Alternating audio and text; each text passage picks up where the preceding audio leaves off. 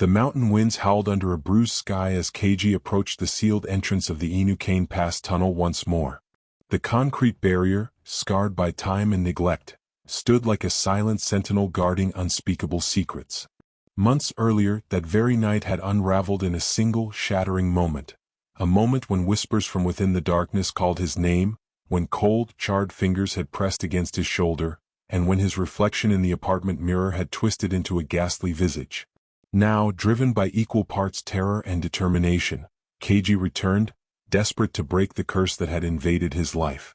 Inside his cramped apartment, silent hours after that first encounter, Keiji's mind had churned with restless memories. The moment the ghostly figure materialized behind him, a face charred with sorrow and rage, lips unmoving yet speaking his name, the night seemed to fracture. Every shadow swaying in the corners of his room whispered of a past steeped in violence and lingering despair.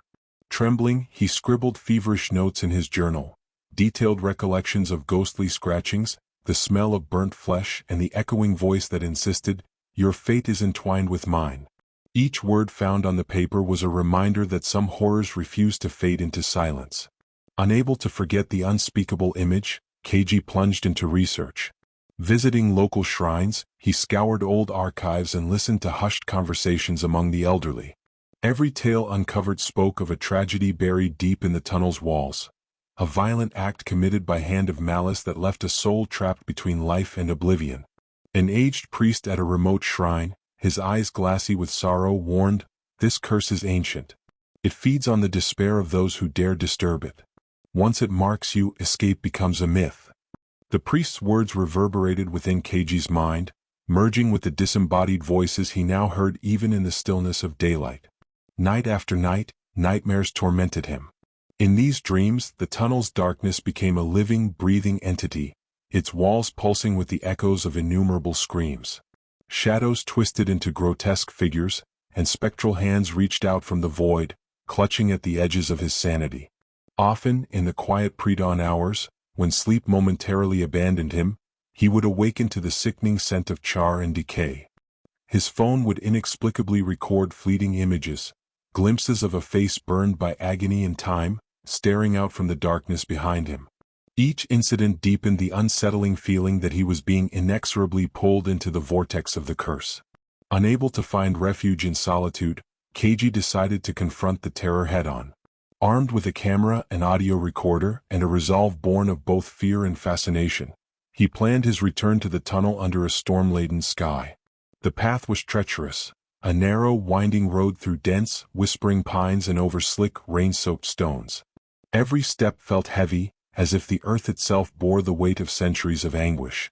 Under the relentless patter of rain, thunder grumbled like distant spectral lamentations, heralding the beginning of a confrontation he might not survive. At the mouth of the tunnel, the oppressive darkness pressed around him like a shroud. The remnants of past tragedies clung to the interior in the form of soot stains and inexplicable markings, as if the very walls had absorbed the sorrow and bloodshed of uncounted souls. Keiji's flashlight beam trembled against the abyss, illuminating fleeting images, a smear of char here, a glint of spectral movement there. Then came the cry, soft, sorrowful, and impossibly forlorn. It beckoned him to venture deeper, a siren call from a lost world. Following the mournful sound, Keiji descended into the tunnel's labyrinthine depths. The air grew damp and heavy, every inhalation laden with the stench of decay and burnt remnants.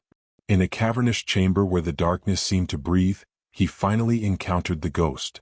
It emerged slowly at first, a mere silhouette at the edge of the light, then took on a more defined, terrible form, a figure draped in tattered garments, its skin scorched and eyes alight with a vengeful, sorrowful glow. "Keiji," the apparition intoned, its voice a raspy blend of agony and malediction. Each syllable vibrated with centuries of suppressed grief, recalling images of unspeakable violence. As the ghost spoke, the tunnel walls came alive with spectral visions. Events replayed in tortured loops, a brutal assault, the agonizing cry of a life extinguished, and the relentless suffering of a soul denied peace. The figure's charred hand reached out, its gesture both an accusation and a plea. In that instant, a burning pain surged through Keiji, as if the ghost's tormented spirit had sought to merge with his own, imprinting its sorrow upon his heart. Time splintered into fragmented moments. Amid the encompassing darkness, the ghost's lament grew into a chorus, a symphony of lost voices echoing despair. Faces, contorted in eternal agony, flickered along the tunnel walls. Shadows formed into human shapes, their eyes hollow and accusing. The oppressive aura of countless tragedies bore down on Keiji, who stood immobilized, caught in the grip of a horror that was both physical and spiritual. The ghost's plea, modulated with both bitterness and longing, rang out, "Only by remembering our wretched past can you hope to release us. Your soul is now bound to our curse."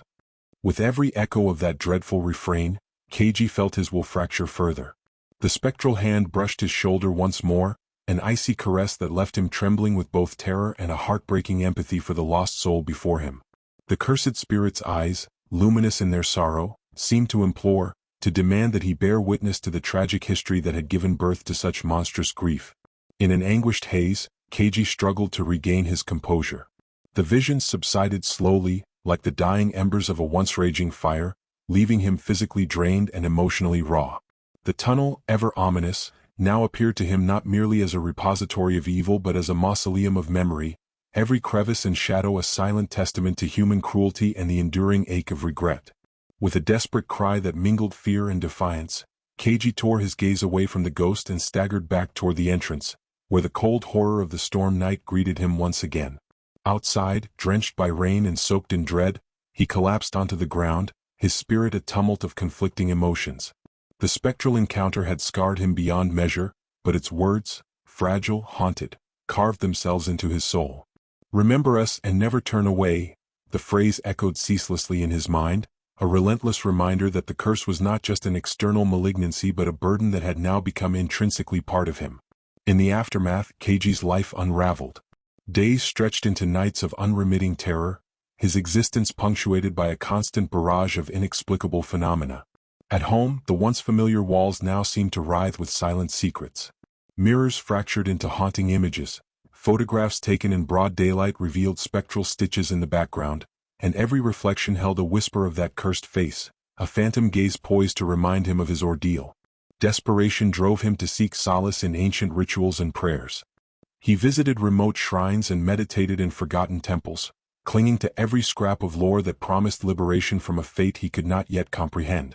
But every ritual, every invocation, seemed only to deepen the enshrouding malaise. The local priest's grim counsel echoed with the inevitability of his plight. "The curse is woven into the fabric of your being now. It cannot be undone by mere prayer. Only acknowledgement, sorrow, and acceptance may one day dilute its binding hold." Haunted by both external apparitions and the internal erosion of his hope, Keiji now wandered through his days in a state of suspended disbelief. Each step was measured, each breath laden with the memory of his descent into that chasm of darkness. The curse of Inukane Pass Tunnel had become an indelible part of his existence, a spectral chain linking his fate to the haunted history of a place where the boundary between life and death dissolved into unending night. As he moved through the rain-soaked streets of his city, Keiji could not escape the feeling that unseen eyes followed him. In every darkened alley and shifting shadow, he glimpsed the tortured countenance of the ghost beckoning silently, a perpetual reminder of that fateful night. And on stormy evenings, when the wind howled with the voices of the forsaken, the whispered lamentation of the tunnel murmured once more, sealing his fate with each mournful syllable, "Remember us and never turn away." Even now, with the past etched indelibly into his soul, Keiji stands at the precipice of redemption and damnation, uncertain if his journey will lead to deliverance or an eternity of spectral torment. The curse endures, a living horror that whispers on every gust of wind and lurks in every echo of the night.